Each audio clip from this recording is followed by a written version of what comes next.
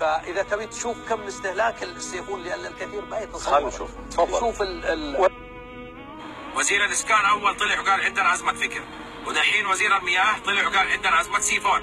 اخاف يطلع وزير الصحه يقول عندنا ازمه بواسير. لا، ما قهرني الا الوزير لما قال كلامي يصب في مصلحه المواطن. يا عمي كلامك من كتر ما صب فينا غرقنا، واحنا اللي حينسحب علينا سيفون. يا معالي الوزير، تركت هدر المياه اللي في مزارع النخيل، وتركت الفنادق والمنتجعات، وما لقيت الا سيفون المواطن الغلبان. يا معالي الوزير، تركت هدر المياه اللي يصير في المسابح حقت القصور، واللي يصير في المزارع الخاصه لسقي الزرع، وما لقيت الا سيفون المواطن الغلبان.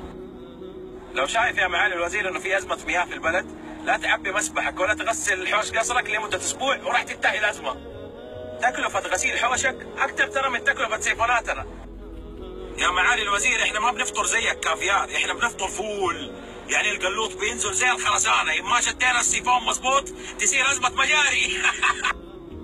والله مو ناقص اللي يطلع الوزير يقول امسك بطك لاجل وطنك. ولا تسحب سيفونك عشان لا يسجنونك.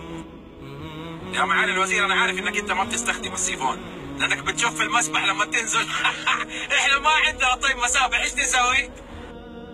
انا اعتقد لو تحمس الوزير شويتين راح يطلع يقول للمتزوجين يا جماعه مو لازم تسووا كل يوم، واذا تروشتوا تروشوا كابلز كل اثنين مع بعض.